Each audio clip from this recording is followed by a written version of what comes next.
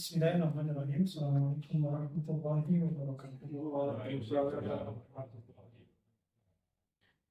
Alhamdulillah wassalatu wassalamu ala Rasulillah wa bihi nasta'inuhu wa nastaghfiruhu wa natubu ilaihi. Wa asyhadu an la ilaha illallah wahdahu la syarika lahu wa asyhadu anna Muhammadan abduhu wa rasuluh. Allahumma inna nas'aluka ilman nafi'an wa rizqan thayyiban wa amalan mutaqabbala. Allahumma 'allimna bima yanfa'una wa'allimna bima jahilna wa zidna hudan wa tawfiqan wa salahan ya rabbal alamin. Allahumma amin ya rabbal alamin. Jemaah rahimakumullah, puji secara syukur kita panjatkan kehadirat Allah. Alhamdulillah di kesempatan malam hari ini berkenan Allah Ta'ala mempertemukan kita semua. Mudah-mudahan seluruh amaliyah yang kita tunaikan, khususnya di bulan Dzulqa'dah, di penghujung akhir menuju malam Julhijjah. Malam ini sudah masuk atau Saudi? Kalau Saudi gitu ya.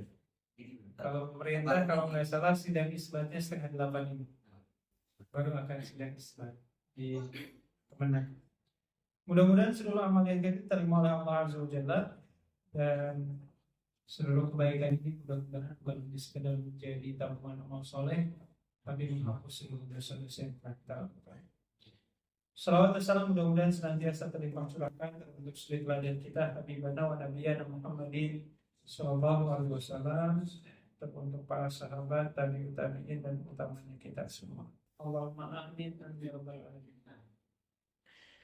Jamaah rahimakumullah, kita melanjutkan kajian dari tafsir surat Al-Mulk yang kalau kita baca di ayat-ayat sebelumnya, Allah Azza wa Jalla memberikan gambaran bagaimana orang kafir itu melakukan pengingkaran kepada setiap kebenaran yang Allah berikan, termasuk dalam hal ini dalam urusan rezeki. Sampai Allah Ta'ala memberikan semacam begitu banyak pertanyaan. Salah satunya kalau kita ulas di ayat-ayat terakhir, di ayat 21 yang kemarin kita baca, sampai Allah menegaskan, A'udzubillahi minasyaitonir rajim. Amman hadzal ladzi huwa jundul lakum yansurukum min dunir rahman innal kafiruna illa fi ghurur. Apakah kalian itu punya bala tentara yang seandainya Allah Ta'ala menurunkan azabnya kepada kalian, lantas bala tentara itu bisa memberikan pertolongan kepada kalian? Maka Allah menegaskan, innal kafiruna illa fi ghurur. Sesungguhnya orang-orang yang ingkar kepada Allah, sejatinya mereka itu adalah orang-orang yang tertipu, ya,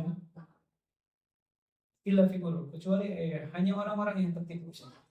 Jadi di sini bagaimana kita mendapatkan gambaran dari Allah Azza wa Jalla, bagaimana orang-orang yang ingkar kepada Allah, padahal sejatinya mereka mendapatkan jatah rezeki dari Allah, tetapi mereka selalu hidup dalam ketertipuan, menjauh dari yang namanya petunjuk dan hidayah Allah Azza. Hingga akhirnya, dan ini akan menjadi pembahasan kita di pertemuan kali ini, Allah Azza wa Jalla di ayat yang ke-22 memberikan satu pertanyaan. Tapi pertanyaannya ini tentu saja tidak membutuhkan jawaban. Allah memberikan pertanyaan seperti ini. Afaman yamshi mukibban ala wajhihi ahda amma yamshi sawiyan ala siratal mustaqim. Kata Allah, manakah orang yang jauh lebih mendapatkan hidayah di sisi Allah? Manakah orang yang layak dan ada dalam jalan yang lurus? Kalau mau dibandingkan, apakah mereka yang nanti di hari kiamat berjalan dengan menggunakan muka mereka yang ditutup, atau mereka yang menggunakan kaki mereka berjalan dan mereka berjalan menuju jalan yang lurus? Ayat ini sebenarnya menjadi semacam permisalan. Permisalan yang pertama, kata Allah, ada orang yang dengan sengaja menutup mukanya dengan tangannya. Maksudnya apa? Ini permisalan orang-orang yang menolak adanya kebenaran yang dibawa oleh para nabi. Sementara di tempat yang lain atau dalam kondisi yang sama, ada orang yang yamshi ala siratal mustaqim. Mereka berjalan dengan nyamannya dan jalan yang mereka tempuh itu adalah jalan yang lurus.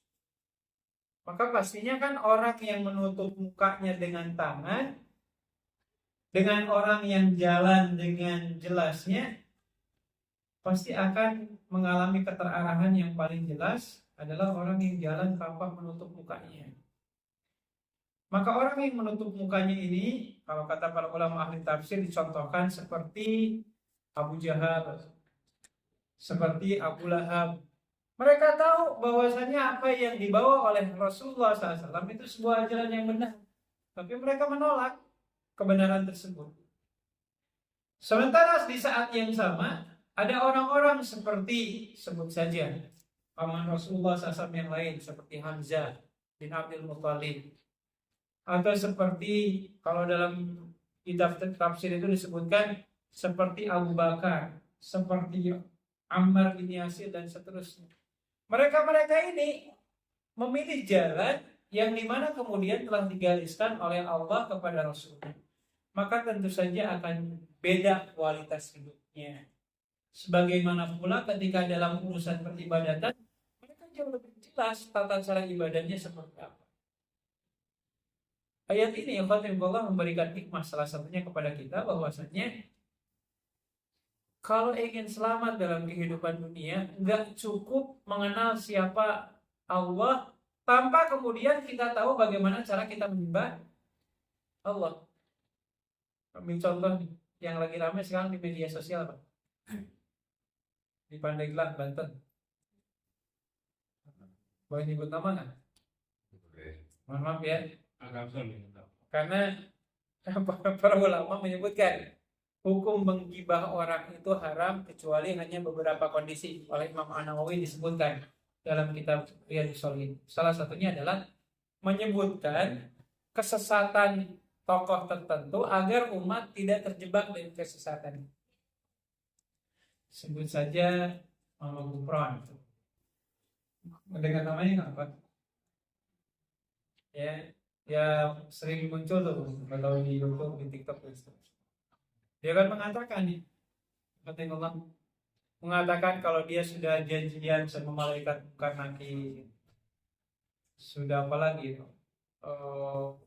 diberikan kemampuan oleh Allah untuk menguasai bahasa Suryani katanya. Bahasa Suryani itu bahasa yang pertama kali katanya, bahasa yang pertama kali diajarkan oleh Allah kepada Nabi Adam. Nah, sepanjang sejarah ketika Nabi Adam wafat dan seterusnya, bahasa itu hilang lalu kemudian diajarkan oleh Allah kepada dirinya. Dan insya Allah nanti katanya di alam kubur, di padang mahsyar kita pakai bahasa Suryani lagi. Kalau dilihat sih, tapi ya subhanallah banyak orang yang ngikutin apa yang dia umumkan. Makanya kalau saya selalu bahasanya yang guyon. Kalau Dajjal nanti datang ke Indonesia, banyak banget pengikutnya kali ini. Nah, untuk yang seperti itu aja banyak yang mengiyakan dan banyak yang percaya. Gitu. Nah, dalam hal ini ikhwatahillah, orang-orang yang sekedar mengenal Allah saja tanpa tahu bagaimana cara beribadah kepada Allah pasti nggak punya tolak ukur ibadah yang jelas. Ya. Saya ambil contoh yang lain umpamanya. Ini kan sekarang lagi musim haji nih. Kalau orang Tasik biasanya melakukan ziarah kemana? Ke Pamijahan. Di Pamijahan itu ada semacam gua, dulu katanya Prabu Siliwangi bertapa di situ. Terus di gua itu ada rumah. Ada orang Tasik nggak? Enggak. Jauh ya Tasik sampai situ. Jadi kan ada kepercayaan ya kalau di lubang itu, kalau kita katanya ngelihat lubang itu, nanti muncul-muncul di Mekah. Jadi orang datang, miris itu, masuk ke lubang itu sambil bertabiah. Labbaik Allahumma labbaik.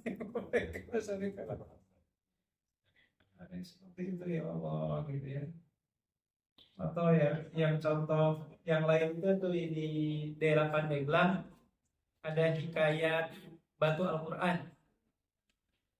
Jadi katanya dulu ada Syekh Nasruddin atau siapa gitu. Ya, sebut saja ketika beliau lagi sedang berjalan di sebuah danau kecil, tiba-tiba beliau tenggelam. Pas keluar dari air, tiba-tiba keluar dari sumur Zam-Zam. Gimana ceritanya gitu ya? Iya udah buka. Akhirnya keluar dari sumur Zam-Zam, pilihlah langsung menunaikan haji. Selesai menunaikan haji, mau balik lagi ke Indonesia, lewat sumur Zam-Zam lagi. Keluar di Pandeglang tadi. Nah ketika dia keluar, ceritanya itu sumur Zam-Zam katanya keluar terus dari lubang tersebut. Maka Syekh Nasruddin khawatir kalau sumur Zam-Zam yang ada di Saudi habis karena kesedot. Akhirnya katanya minta doa kepada Allah bagaimana caranya agar air Zam-Zam dari lubang itu bisa berhenti. Maka katanya dapat ilham, ambillah kitab Al-Quran yang ada di tanahmu itu, lalu bahasanya sumpal, jadikan Al-Quran itu untuk apa namanya, menyumbat lubang itu biar tidak lagi keluar air Zam-Zam.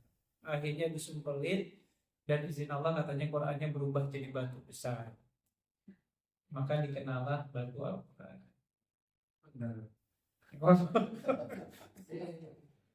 Tapi masalahnya kan ada yang kayak gitu masyarakat kita ya. Maka kalau orang beribadah kepada Allah tanpa punya aturan yang jelas, akhirnya yang aneh-aneh pun bisa dipercayai.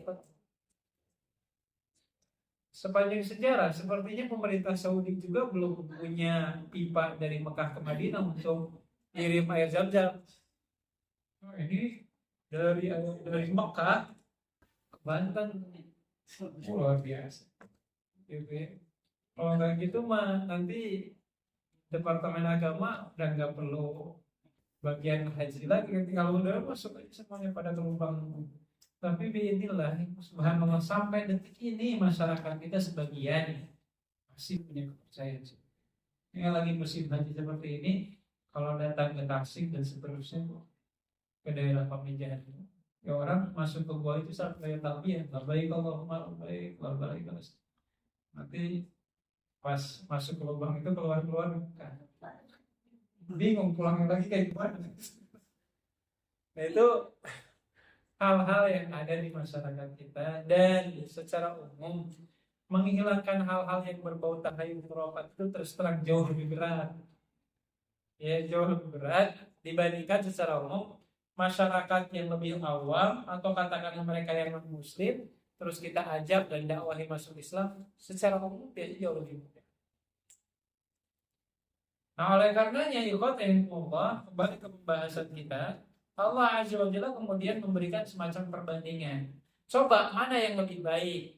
Orang yang menutup wajahnya dengan tangannya karena nggak mau tahu mana yang namanya jalan kebenaran, atau orang yang membuka wajahnya selebar-lebarnya hingga akhirnya dia tahu jalan yang lurus itu yang mana. Maka para ulama ahli tafsir mencontohkan mana yang lebih baik antara Abu Jahal dengan Hamzah, mana yang lebih baik antara Abu Lahab dengan Ammar bin Yasir, dan seterusnya. Maka ini perumpamaan pertama yang difahami oleh para ulama ketika Allah menegaskan manakah yang lebih baik hidupnya, antara orang yang menutup wajahnya dari hidayah Allah atau mereka yang menerima hidayah Allah dengan setulus hatinya. Ini penafsiran yang pertama, ikhwatullah. Sementara penafsiran yang kedua, ini salah satunya tafsirkan oleh Imam At-Tabari dalam kitab tafsirnya. Beliau mengatakan ini, bahwasannya kelak suatu saat nanti di padang mahsyar itu, setiap manusia dikumpulkan oleh Allah Ta'ala dengan beragam macam cara berdiri, dan ini disesuaikan dengan amaliyah yang dilakukan selama kita hidup. Maka salah satunya ketika ayat ini diturunkan, Allah Azza wa Jalla menegaskan dengan kalimat ini, "Afama yamshi muqiban ala wajhihi ahada."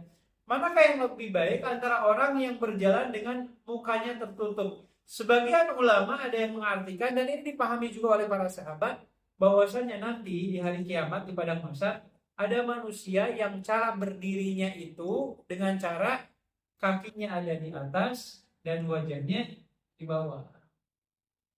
Dibalikin.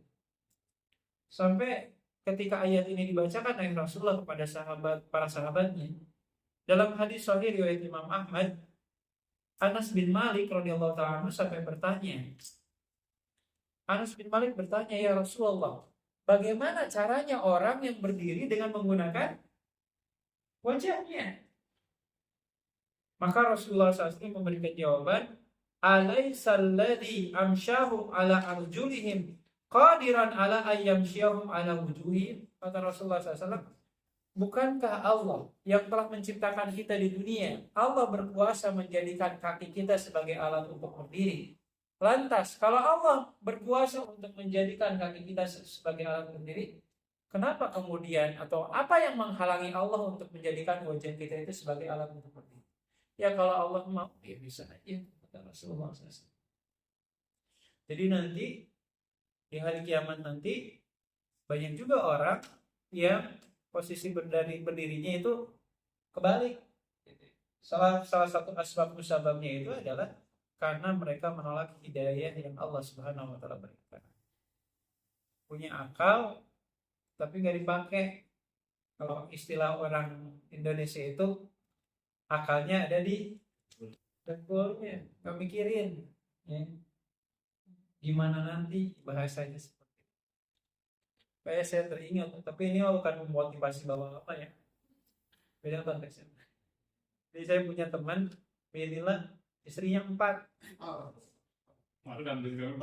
Tapi ini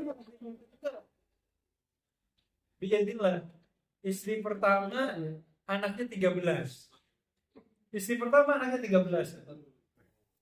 Istri kedua anaknya 4. Istri yang ketiga anaknya 2. Yang istri yang keempat belum punya anak. Tapi sekarang bingung dia. Bingung ngasih nafkah.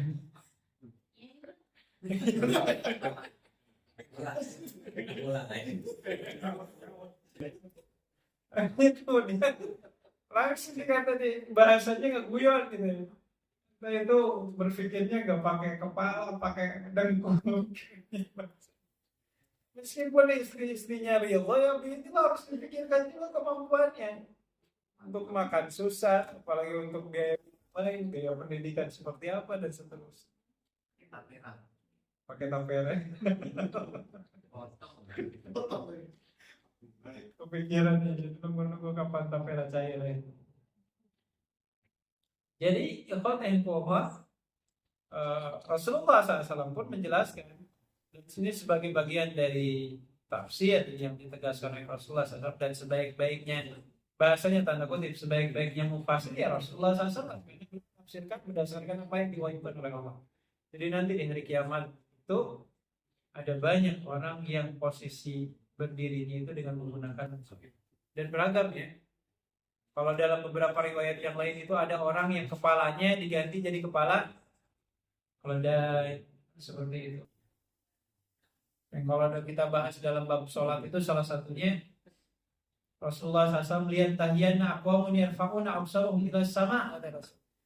Kalau Anda sedang sholat itu jangan pernah pandangan Anda diangkat ke atas. Atau kalau tidak, Allah tidak akan kembalikan lagi penglihatan kalian. Mungkin di dunia pelakunya masih bisa melihat, tapi di akhirat, dan ini yang dicontohkan oleh Allah Azza wa Jalla di surat Thaha. Ketika ada sebagian umat manusia dikumpulkan oleh Allah Ta'ala, ada di antara sebagian mereka yang di padang mahsyar itu dalam kondisi matanya buta. Sampai orang-orang ini mengatakan, Rabbi lima hasyartani a'ma wa kuntu basira. Ya Allah, kenapa engkau kumpulkan kami dalam kondisi buta? Padahal dulu ketika kami di dunia kami bisa melihat. Maka kata Allah, kadzalika atatka ayatuna fanasitaha wa kadzalika al-yawma tunsa. Ini adalah bahasan ketika kalian berpaling dari ayat-ayat kami dan sekarang giliran kami lah yang akan melalaikan kalian semua dengan keluh kesah kalian. Jadi bagian dari kemahakuasaan Allah Azza wa Jalla ketika hari ini seluruh manusia Allah ciptakan dengan bentuk yang paling sempurna di antara makhluk-makhluk yang lain. Maka ketika di hari kiamat nanti kalau Allah mau, bisa saja kepala manusia itu Allah ganti dengan kepala binatang. Layaknya orang-orang yang mengangkatkan pandangannya ketika sedang sholat, tidak mau tunduk ke tempat sujud. Atau dalam hadis yang lain, kalau ada makmum yang selalu mendahului imam, maka bukan hal yang mustahil di padang mahsyar nanti Allah gantikan kepala mereka dengan kepala keledai. Dan ini adalah bagian dari kemahakuasaan Allah Azza wa Jalla. Nah ini bentuk perbandingan secara umum yang Allah berikan antara orang-orang yang menerima jalan hidup yang dicontohkan oleh Rasulullah SAW dengan orang-orang yang dengan sengaja menutup mukanya sehingga tidak mau menerima bimbingan yang diberikan oleh Allah melalui Nabi yang diutusnya. Sehingga singkatnya di ayat yang selanjutnya Allah Azza wa Jalla berfirman, A'udzubillahi minasyaitonir rajim, Qul huwallazi ansha'akum wa ja'ala lakum sam'a wal absara wal af'idah. Qalilan ma tashkurun. Katakan oleh Rasulullah SAW bahwasanya Allah lah yang telah menciptakan kamu. Dan Allah pula lah yang telah menjadikan untuk kalian semua, yang pertama adalah pendengaran, yang kedua adalah penglihatan, baru yang ketiga adalah afidah, hati atau perasaan kalian. Qalilan ma tashkurun. Tapi sangat sayang, sangat sedikit orang yang mensyukuri apa yang sudah Allah karuniakan. Nah di ayat ini pun Allah mengingatkan kepada kita semua bagaimana di antara bentuk kenikmatan yang Allah berikan itu enggak selamanya dalam bentuk materi. Karena para ulama menyebutkan kalaulah ada kenikmatan yang paling tinggi yang Allah berikan dibandingkan materi, materi mah paling rendah ya. Maka kenikmatan yang paling pertama itu yang pertama adalah hidayah dari Allah. Itu kenikmatan yang paling pertama yang tidak bisa dibandingkan dengan apapun. Sesudah adanya kenikmatan hidayah ini, maka di antara kenikmatan yang lain yang melebihi kenikmatan materi, maka kenikmatan itu adalah diberikan kesehatan dan kesempurnaan secara fisik. Allah tegaskan, Qul huwallazi ansha'akum. Allah lah yang telah menciptakan kalian. Wa ja'ala lakumus sam'a. Dan Allah pula yang menciptakan dan melengkapi tubuh kita itu salah satunya yang pertama dengan pendengaran. Nah, di ayat ini kata para ulama ini bagian dari kemukjizatan Al-Qur'an. Karena ketika disebutkan Allah Ta'ala menciptakan kita, maka indra atau panca indra yang pertama kali disebutkan itu adalah pendengaran. Karena biiznillah ya ketika bayi di kandungan di dalam janin ibunya atau ketika bayi baru dilahirkan, maka organ pendengaran yang Allah lengkapi dari organ tubuh kita itu yang paling pertama berjalan ya, aktif untuk bisa dipakai.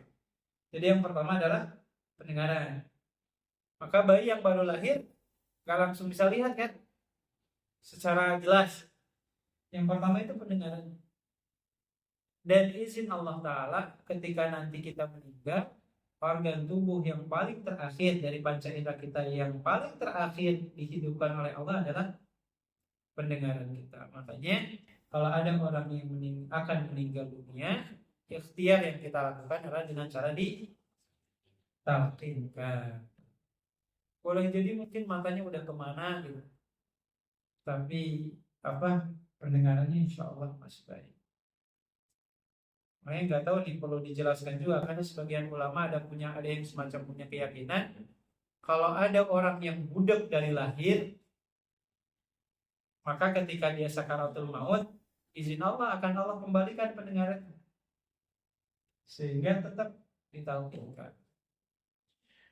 Jadi yang pertama itu panca inderanya adalah pendengarannya. Sesudah itu baru kemudian penglihatannya. Dan sesudah penglihatan baru Allah karuniakan afidah, hati nurani. Yang dengan hati itu inilah manusia secara umum bisa membedakan mana yang dirasakan baik dan mana yang dirasakan tidak. Nah, oleh karenanya kata Allah, qalilan ma tashkurun. Sebagian kita itu jarang mensyukuri, sudah punya telinga, sudah punya pendengaran, hati masih ada, tapi terkadang saya dan mungkin kita semua selalu berkeluh kesah ketika memiliki keterbatasan secara ekonomi. Padahal sejatinya nikmat hidayah dan tubuh yang sempurna ini adalah kenikmatan yang penting. Masya Allah. Mudah-mudahan kita pandai-pandai mensyukuri apa yang Allah berikan. Kemarin tuh ngobrol dengan beberapa jemaah. Di sini ada yang kerja di pabrik ya? Pabrik otomotif.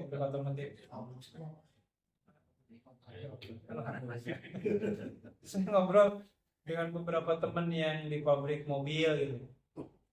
Ini mah info aja katanya ya, nggak tahu benar atau tidak, tapi yang ngobrolnya di teman-teman di pabrik katanya kan 2030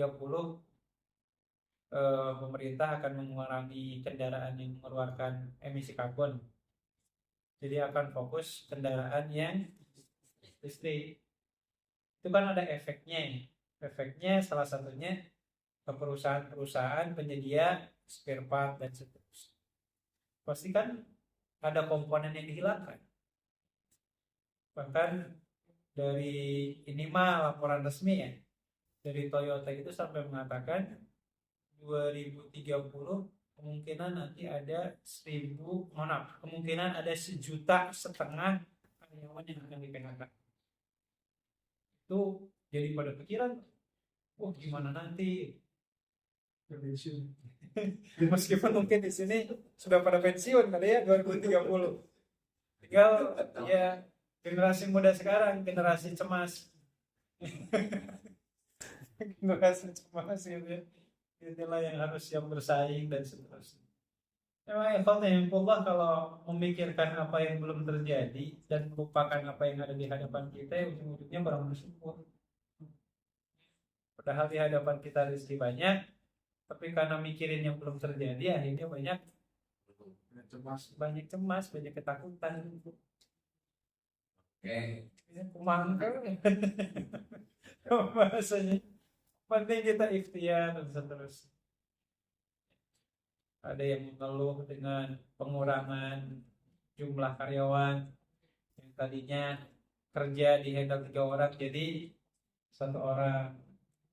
Itu kan efek dari inilah kecanggihan teknologi yang bisa jadi mungkin sumber daya manusianya jadi dikurangi. Banyak hal lah kalau kita dipikirkan itu, kalau terlalu sering mencemaskan sesuatu yang belum terjadi, ujung-ujung nama sakit, ya, banyak pikiran, padahal ini belum tentu akan terjadi, baru semacam itu. Karenanya ya kalau kata Rasulullah SAW, kalau untuk urusan akhirat, Rasulullah ya, beribadahlah seolah-olah kita akan mati esok. Tapi kalau untuk urusan dunia, apa untuk urusan dunia? 1000 tahun lagi kerjalah seolah-olah kita akan hidup selamanya. Inilah ya. Maka kata Rasulullah, bekerja bukan mikirin. Banyak pikir nanti cemas. Nasihat dari Rasulullah SAW, unduru ilaman huwa asfala minkum wala taduru ilaman huwa fawqakum wa huwa ajdaru alla tajdaru nikmatallahi alaikum. Kalau untuk urusan dunia, coba lihat orang yang di bawah kita. Itu insya Allah jauh lebih pintar mensyukuri apa yang sudah Allah berikan. Tapi kalau untuk urusan ibadah, melihatnya yang jauh lebih baik. Jangan sampai berkata, lebih mending saya masih sholat daripada si fulan gak pernah sholat. Ya gak kayak gitu ya, kaidah. Nah, itu hal yang menjadi catatan secara seksama. Dan sekaligus di ayat yang selanjutnya Allah menegaskan dengan kalimat seperti ini, Qul huwallazi dzara'akum fil ardi wa ilaihi tusyarun. Katakan engkau ya Rasulullah, siapa yang menciptakan dan menghadirkan kita di muka bumi ini? Ya tiada lain dan tidak bukan adalah Allah. Wa ilaihi tusyarun. Dan Allah yang menciptakan dan mengadakan kita di dunia, dan hanya kepada Allah juga kita akan dikembalikan. Para ulama menegaskan berdasarkan ayat ini, selama kita belum mati, maka insya Allah rezeki itu akan tetap ada. Tinggal ya dan berdoa. Ya. Di luar itu semua ya, jangan kita pikirkan apa yang menjadi kerja-kerjanya Allah. Allah Azza wa Jalla yang menciptakan kita, Allah Azza wa Jalla yang menentukan kadar rezeki kita, yang menentukan pembagian rezeki kita. Tugas kita hanya berikhtiar untuk mendapatkannya.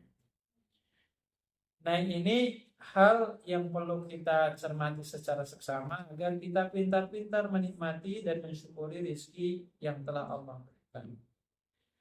Di luar itu semua, ikhwatihikumullah, di tengah-tengah melimpahnya rezeki yang selalu Allah berikan ke seluruh hamba-hambanya, baik yang ahli ibadah atau ahli maksiat sekalipun, ada di antara sebagian hamba-hamba Allah yang ingkar kepada Allah Ta'ala. Itu ada yang memberikan semacam kalimat yang menantang Allah. Jadi mereka mengatakan gini, wa yaquluna mata hadzal wa'du in kuntum shadiqin. Dan mereka berkata kepada Rasulullah SAW, mata hadzal wa'du in kuntum shadiqin. Kapan azab itu akan diturunkan kalau seandainya kamu itu orang yang benar? Nah, di Al-Quran, ayat-ayat seperti ini banyak. Kalau boleh saya bacakan umpamanya, salah satunya Abu Lahab itu pernah berdoa kepada Allah Azza wa Jalla, yang mana doanya ini Allah abadikan di surat Al-Anfal ayat 32. Abu Lahab pernah berdoa, Allahumma in kana hadha huwal haqqu min indika fa'amtir alaina hijaratan minas sama.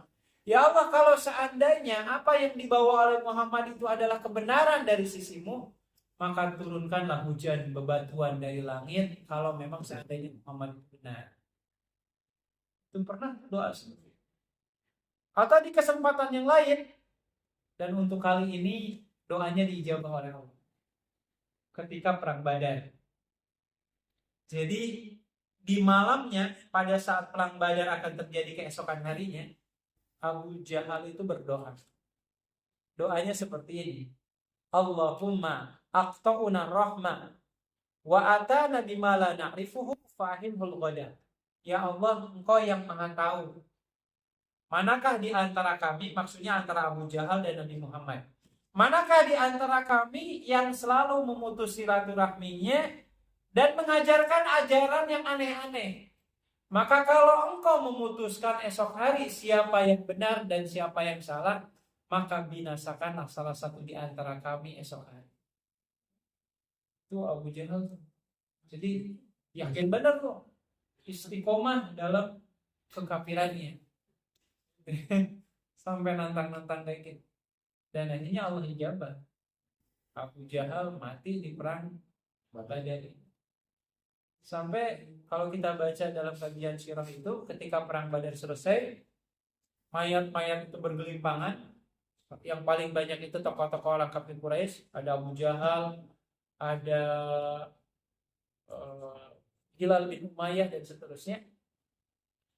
Disebutkan ikhwanillah, para sahabat saat itu nanya ke Rasulullah, ya Rasulullah, ini jenazah-jenazah ini diapain? Karena kalau jenazah umat Islam langsung dikubur dengan tata cara umat Islam. Ini bagaimana dengan jenazah-jenazah orang kafir yang ditinggalkan oleh kawanannya? Maka saat itu Rasulullah SAW memerintahkan kepada para sahabatnya, kata Rasulullah, sesungguhnya di area medan pertempuran ini ada sumur tua yang sudah tidak terpakai dan tidak ada isi airnya, sudah tidak ada air. Maka kata Rasulullah, cemplungkanlah mereka semua ke situ, lalu kemudian tutup bagian atas. Maka satu persatu itu dimasukkan ke sumur. Selesai itu, Rasulullah dan para sahabat kemudian kembali ke tendanya. Tapi tak lama sesudah nyampe ke tenda, Rasulullah balik lagi pakai kudanya.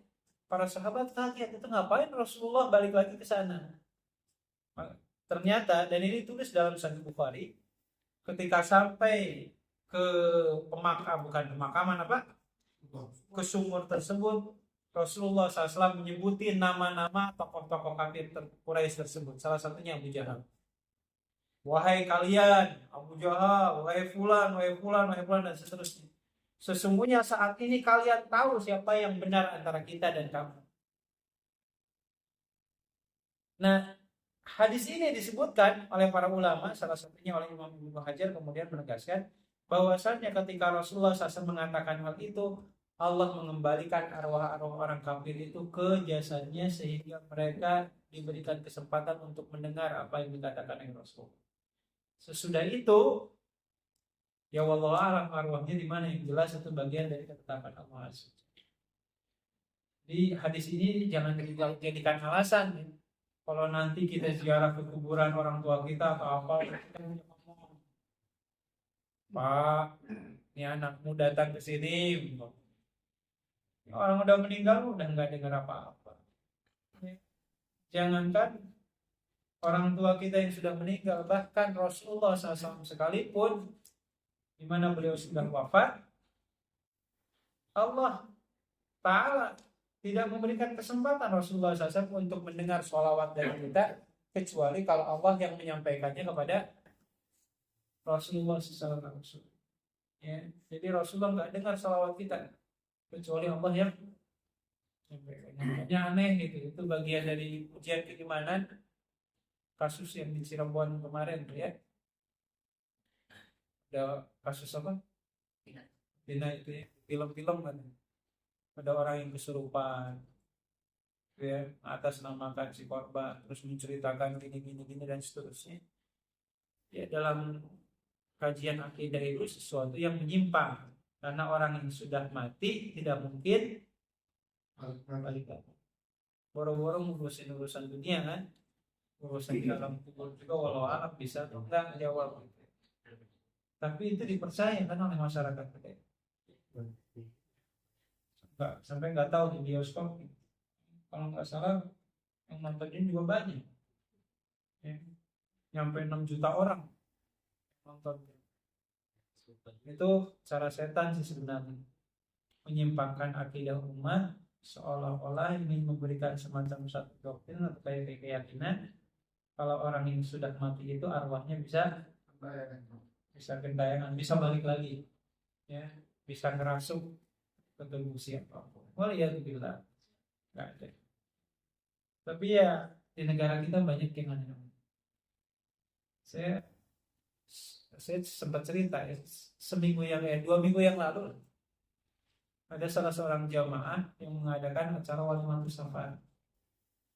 Ada seorang ustadz datang dari Jakarta, isi tausiah. Terus ngomongnya gini ke yang akan berangkat hajinya, Pak, Bu, nanti kalau wukuf di Arafah yang khusyuk ya doanya, karena kenapa?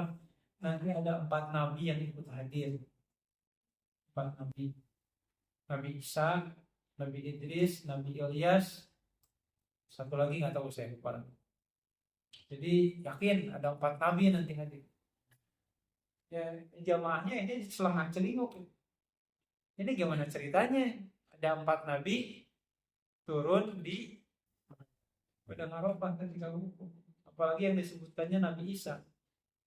Nabi Isa turun bahaya. Dajjal tidak ada tuh, udah keliaran, nggak ada cerita-cerita. Oh, satu lagi Nabi Khidir. Di masyarakat kita kan masih punya kepercayaan Nabi Khidir masih hidup. Ya kadang wujudnya berubah menjadi pengemis, minta-minta umpamanya. Itu sudah ujian keimanan. Nggak ada ya kan. Dalam keyakinan kita, seluruh nabi kecuali Nabi Isa alaihissalam semuanya wafat. Nabi Isa pun suatu saat nanti akan diwafatkan. Karena sejatinya yang tidak wafat itu hanya Allah Azza wa Jalla. Nah, jadi ini salah satu contoh bagaimana seorang Abu Jahal sekalipun berdoa kepada Allah, tapi isi doanya nantangin. Kan suka ada juga di masyarakat kita gitu umpamanya. Ketika ada tsunami di satu tempat umpamanya, terus dikatakan, kenapa enggak di Jakarta yang maksiatnya banyak gitu bahasanya? Kenapa kok tanda kutip umpamanya di Aceh atau di mana di Pangandaran dan seterusnya? Nah tentu saja ya pokok untuk menurunkan azab itu bukan hak prerogatif dari seorang nabi. Karena kuasa untuk menurunkan azab itu ada di tangan Allah Azza wa Jalla. Sekaligus ini menegaskan ya Allah. Kata Nabi Muhammad sekalipun atau nabi-nabi yang lain tidak punya kuasa untuk menurunkan azab kepada umatnya yang menolak untuk beriman kepada Nabi. Bahkan kalau kita ambil contoh ya, umat-umat sebelumnya yang dibinasakan oleh Allah, salah satu asbab musababnya, wasilahnya adalah doa dari para nabinya. Contoh, doa Nabi Nuh alaihissalam. Setelah 950 tahun beliau berdakwah, gak ada perubahan, barulah kemudian Nabi Nuhnya berdoa. Ya. Dan asbab wasilah dari doanya Nabi Nuh, Allah turunkan yang namanya banjir yang menenggelamkan seluruh alam semesta. Jadi ya Nabi itu hanya bisa doa. Ya, di samping beliau menunaikan kewajiban-kewajibannya, mengajak umatnya, ngasih nasihat dan seterusnya. Selebihnya yang hidayah di tangan Allah, termasuk keputusan mau membinasakan atau tidak, itu semuanya ada di tangan Allah Azza wa Jalla. Oleh karenanya, ketika Rasulullah SAW ditanya, "Mata hadzal wa'du in kuntum shadiqin?" Wahai Muhammad, kapan sih ancaman atau siksaan Allah itu akan diturunkan seandainya kamu ini orang yang benar? Maka Allah Azza wa Jalla memberikan penegasan dan sekaligus jawaban, di mana Allah Azza wa Jalla menegaskan, "Wa yaquluna mata hadzal wa'du in kuntum shadiqin? Qul innama ilmuha indallah."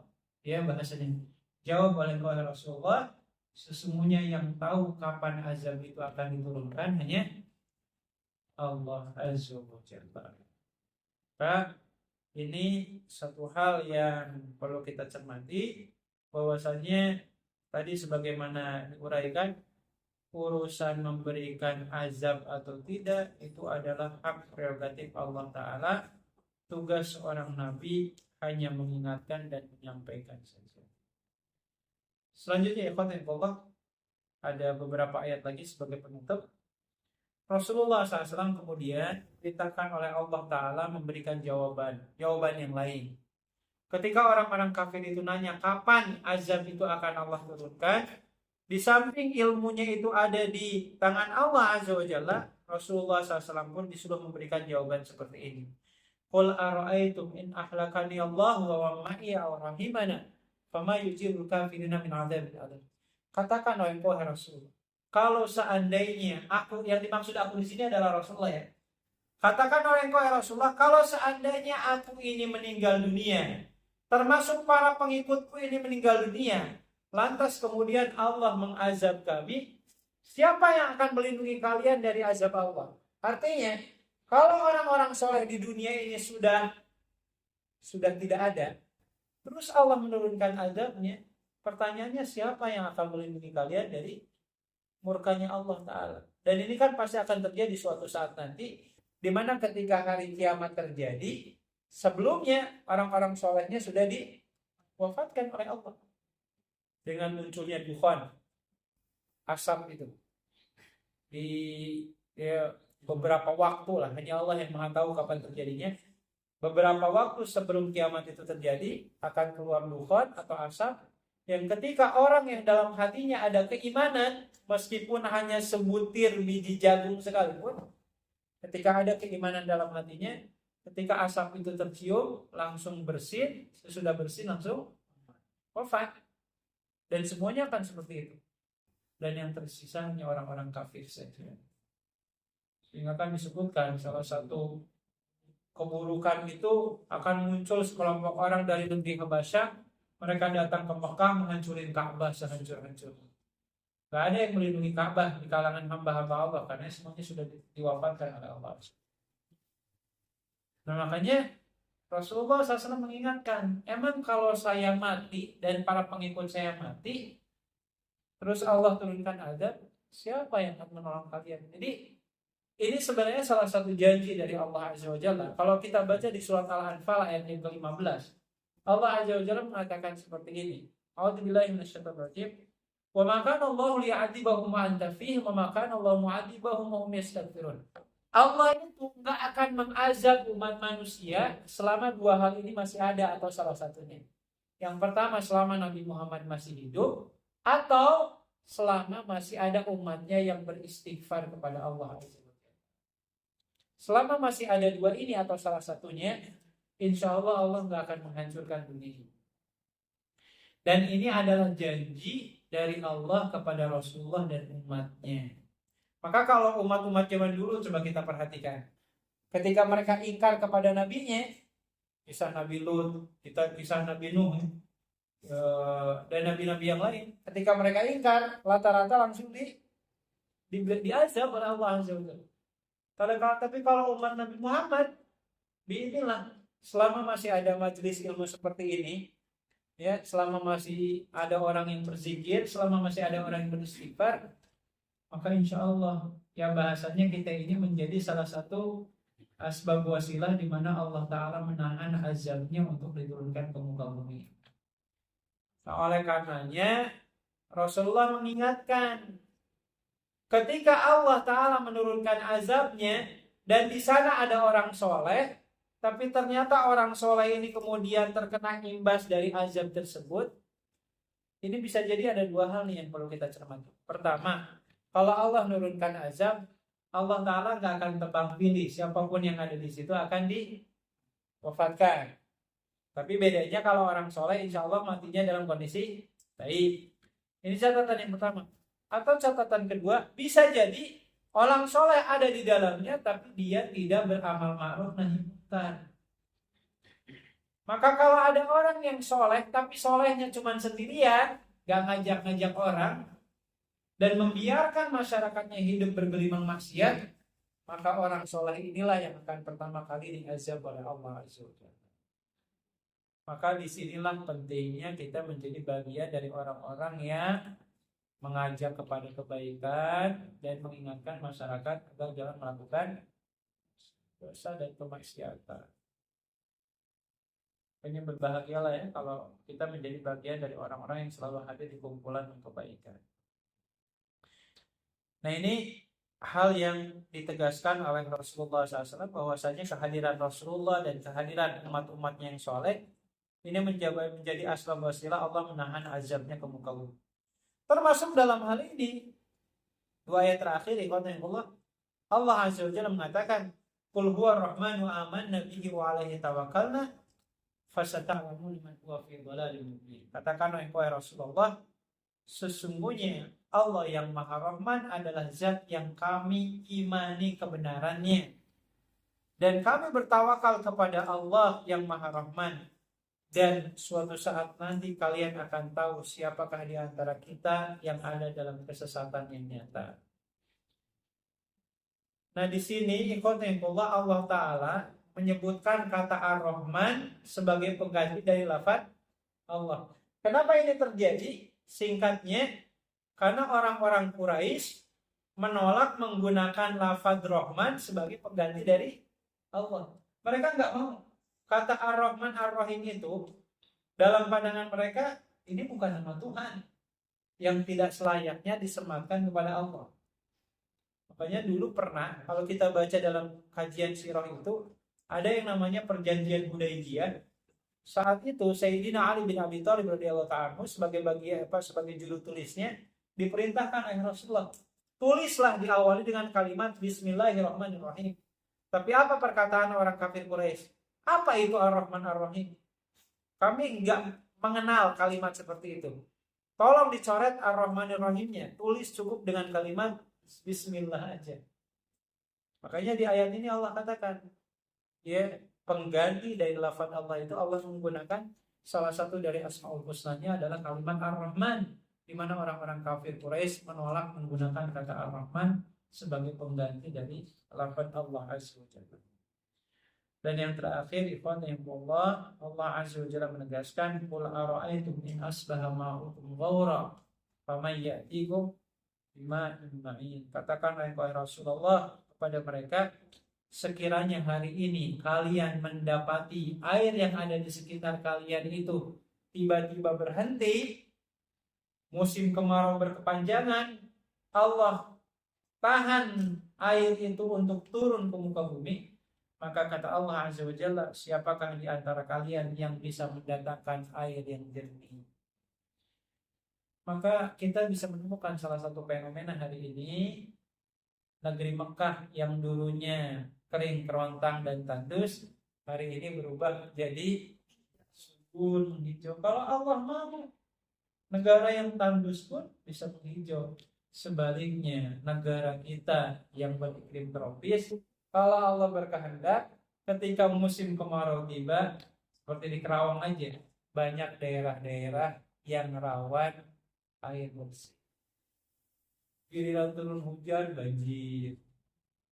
Giliran musim kemarau, gak ada air. Gitu ya. Ini yang kembali kepada kita sendiri ya. Kesalahan di satu sisi banyak dosa maksiat yang kita lakukan, di sisi yang lain mungkin adanya ketidakbaikan dalam pengelolaannya. Ini salah satunya kesalahan kita sendiri tidak bisa menjaga kelestarian alam semesta. Nah inilah mungkin kontenullah salah satu uraian singkat dari surat Al-Mulk yang bermakna Al-Mulk itu artinya kalau diterjemahkan artinya kerajaan. Dan di alam semesta ini raja dari semua diraja adalah Allah Azza wa Jalla. Di awal ayat Allah Ta'ala mengawali dengan kata-kata berkah. Berkah itu dikembalikan kepada Allah. Dan di akhir ayatnya Allah menegaskan salah satu di antara wujud kemahkuasaan Allah itu adalah Allah yang menciptakan air yang selama ini kita butuhkan. Dan kita sendiri disadari atau tidak, tubuh kita bahasanya ya jauh lebih membutuhkan air dibandingkan makanan-makanan yang lain. Mungkin selama 3 hari 3 malam kita nggak makan, biarlah ya kita masih bisa bertahan untuk hidup. Tapi kalau 3 hari 3 malam nggak minum air, nggak ada suplaian air untuk kita, nggak hilang. Sehingga kata Rasulullah, al-ma'u minal ma'i, air itu bersumber dari air. Maksudnya kita ini tercipta dari air, punten air mani. Dan dengan air dalam wujud yang lain, inilah seperti air putih, air mineral ini Allah mengizinkan kita untuk hidup. Maka di akhir ayat ini Allah memberikan ancamannya dengan air, tidak dalam bentuk krisis pangan seperti gandum, beras dan seterusnya. Karena tadi yang paling sentral dalam kehidupan kita adalah air. Makanya dalam keterangan yang lain pun kita sama-sama tahu sepertiga dunia ini isinya adalah daratan, sisanya adalah air semua. Karena kebutuhan kita akan air jauh lebih besar dibandingkan kebutuhan kita akan tanah dengan segala isi yang ada di atas. Wallahu a'lam bishawab. Itu saja mungkin uraian singkatnya. Mudah-mudahan menjadi penyemangat di sela-sela rehat kita sebelum tidur nanti. Selanjutnya saya kembalikan kepada jamaah sekalian. Maka kalau ada yang mau ditambahkan atau didiskusikan, boleh sesuai materi atau di luar materi. Allah.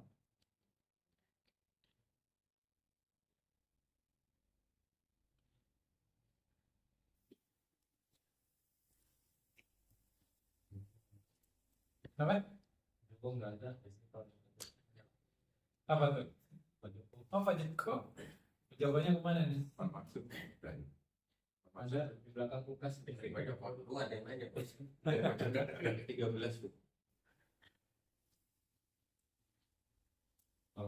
Ya. Dan untuk jalan sendiri kan sudah mengenal ya. Tapi jadi berdoa kan dia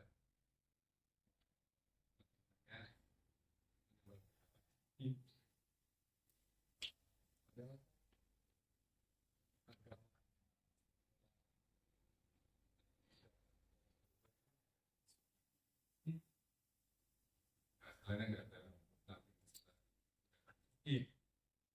itu agama Katolik oke kan dari mana Yang mana?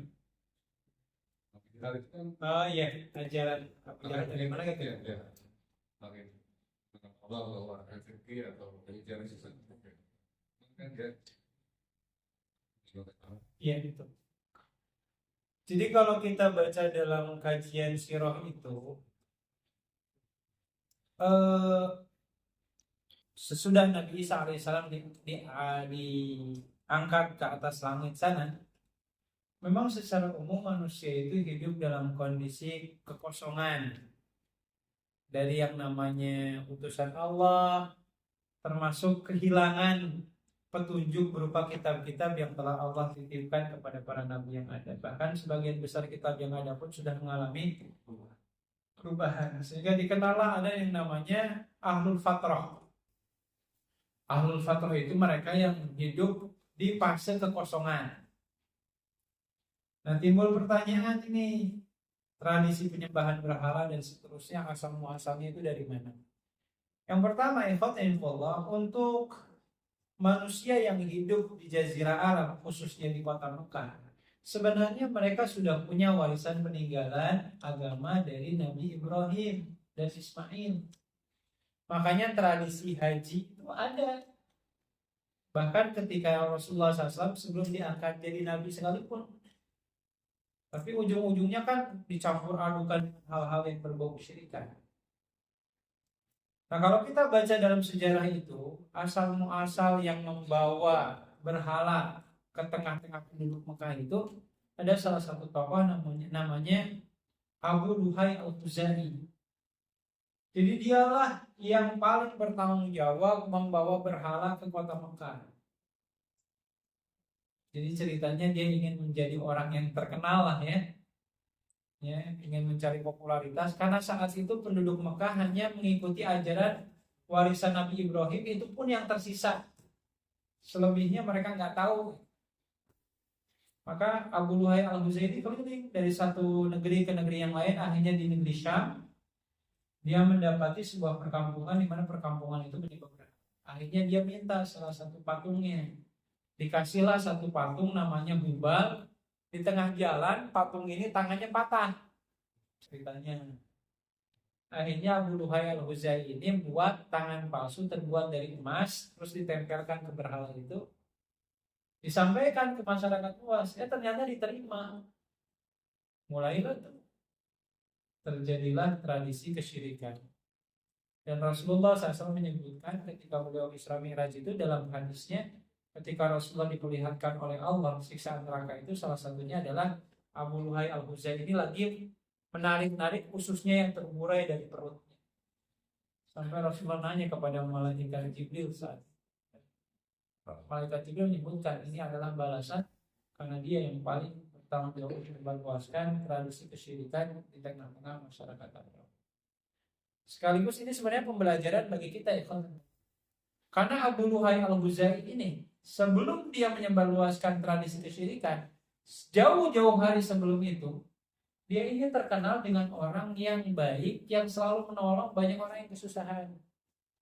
Jadi bahasanya banyak orang yang hutang budi dengan Abu Luhai Al-Huzai.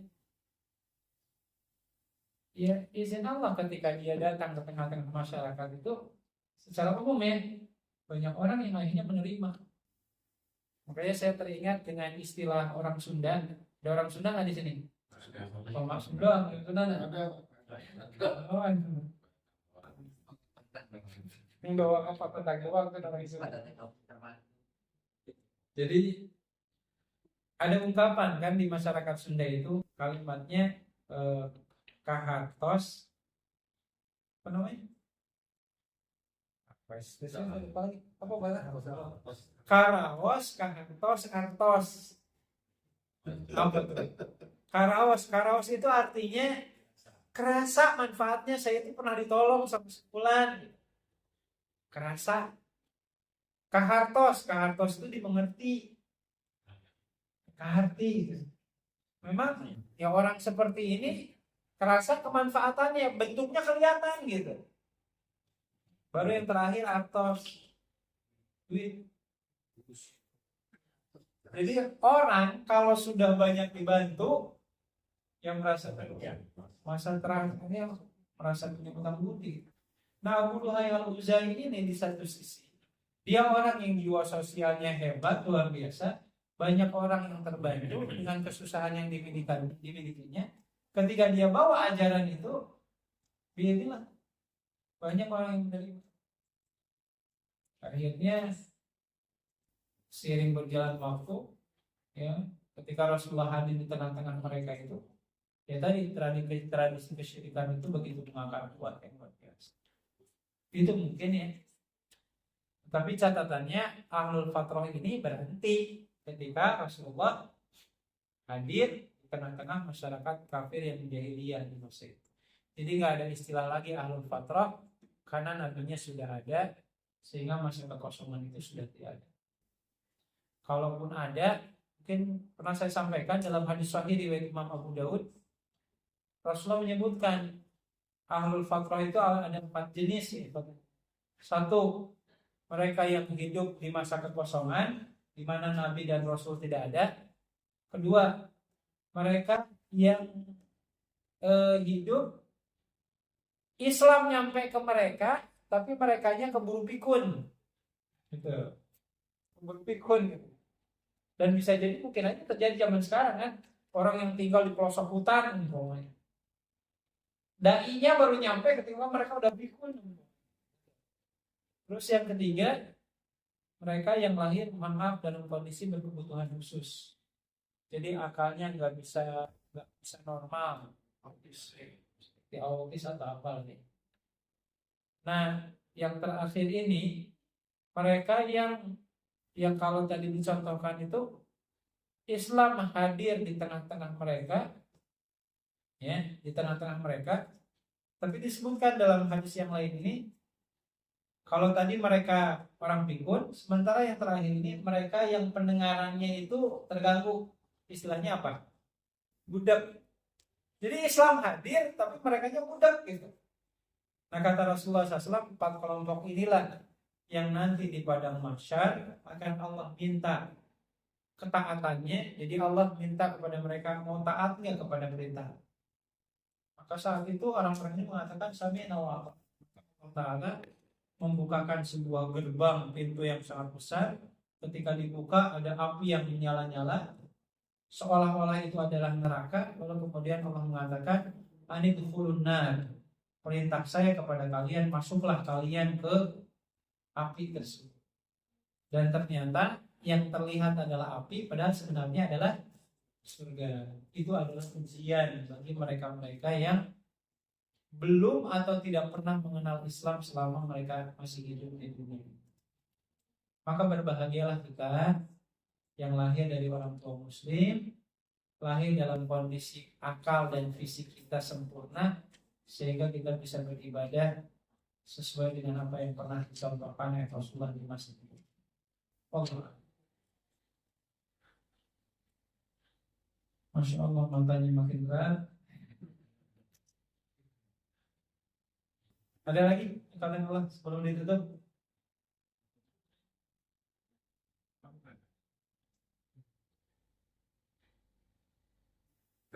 Ya, silakan. Belajar keimanan juga banyak kita melaksanakan ibadah.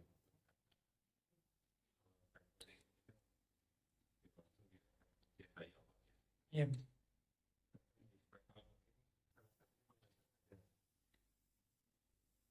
Yang takut ya. Iya, betul.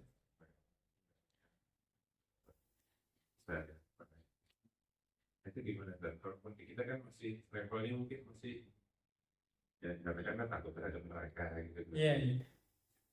Bagaimana itu? Iya, secara umum ikhwanullah. Dan ini yang kalau kita baca dalam beberapa ayat yang lain, salah satunya bisa dihubung-hubungkan dengan bab doa, di mana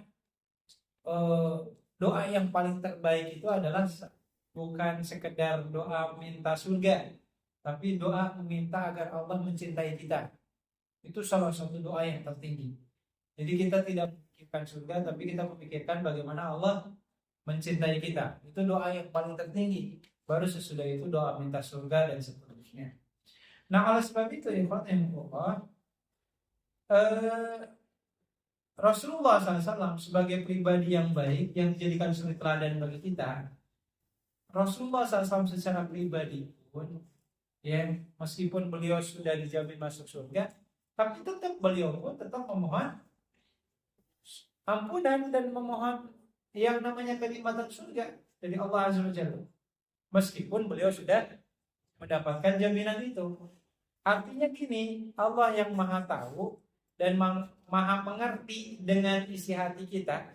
Setiap kita itu pada dasarnya kalau mengamalkan sesuatu pasti akan malas untuk dilakukan kalau tanpa ada bala, dan itu sesuai dengan fitrah manusia. Jadi contoh tadi di surat Al-Mulk, umpamanya Allah menegaskan innalladzina yakhshawna rabbahum bil ghaibi lahum maghfiratun wa ajrun kabir. Bagi orang yang takut kepada Allah, Allah janjikan dua hal, pengampunan dosa dan pahala yang besar, yaitu kenikmatan surga. Nah, takut kepada Allah ini itu kan wajar.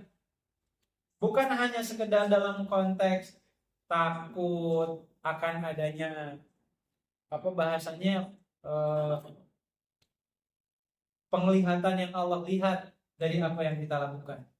Tapi termasuk rasa takut dari siksaan Allah, rasa takut untuk urusan rizki, rasa takut dengan berbagai macam ketakutan yang kita alami.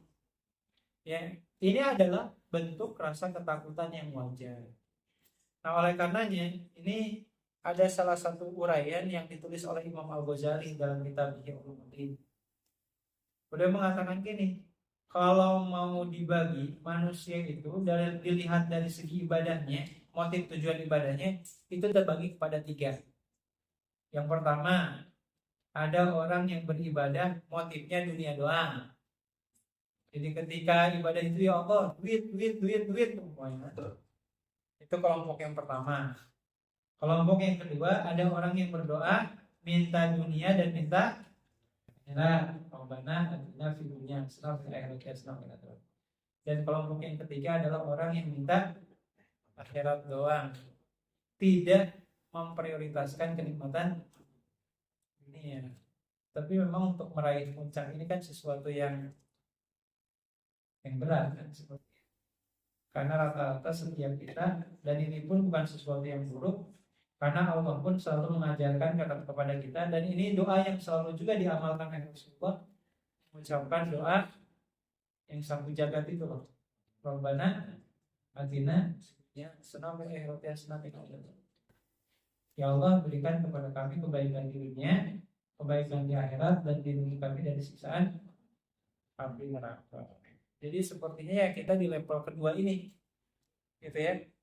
Meskipun tidak sedikit orang yang beribadah itu motifnya dunia. Contoh umpamanya yang sering dicontohkan itu melihat mobil bagus, sholawatin 10 kali. Pokoknya sering dielus sampai dielus-elus gitu. Tujuannya biar bisa punya mobil itu. Ya sebenarnya kalau dikatakan salah ya nggak salah juga gitu. Yang penting selama doanya kepada Allah, lalu kemudian sholawatnya dijadikan wasilah gitu ya, bukan sesuatu yang salah. Cuman kan Allah menegaskan kan, wa ma lahu fil akhirati min khalaq. Kata Allah, lebih baik jangan seperti itu, karena Allah sesuai dengan keinginan request hambanya. Kalau hambanya minta dunia doang, ya Allah kasih dunia, akhiratnya nggak dapat. Ya, akhiratnya nggak dapat. Pengen rumah, rajin menunaikan tahajud, rajin menunaikan sholat duha. Ya selama itu masih beribadah kepada Allah, mintanya kepada Allah nggak salah. Cuman ya sayang aja, ya akhiratnya nggak dapat apa-apa. Maka bagi kita, ikhwanullah, usahakan segala bentuk keinginan duniawi kita itu dihubung-hubungkan atau dikaitkan dengan akhirat. Ya Allah, kalau bisa punya mobilnya yang bagus. Kenapa nanti yang bagus umpamanya? Kalau orang tua saya ingin pulang kampung, mudah-mudahan mereka nyaman pakai kendaraan umpamanya. Itu kan akhirat juga ya, berbakti ke orang tua. Ya Allah, kalau bisa rezeki di satu pekan ini limpahkan ya Allah, agar saya bisa berkorban banyak dan seterusnya. Jadi itu salah satu ikhtiar kita untuk meminta kebaikan dunia dan akhirat. Meskipun tadi sebaik-baiknya berdoa hanya sekedar meminta akhirat saja, tapi ya memang manusia Allah ciptakan di bumi dan setiap kita butuh kenikmatan dunia. Wallahu a'lam. Seperti itu mungkin.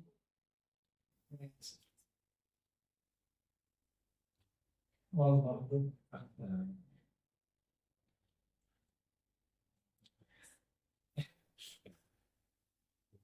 Cukup mungkin ya.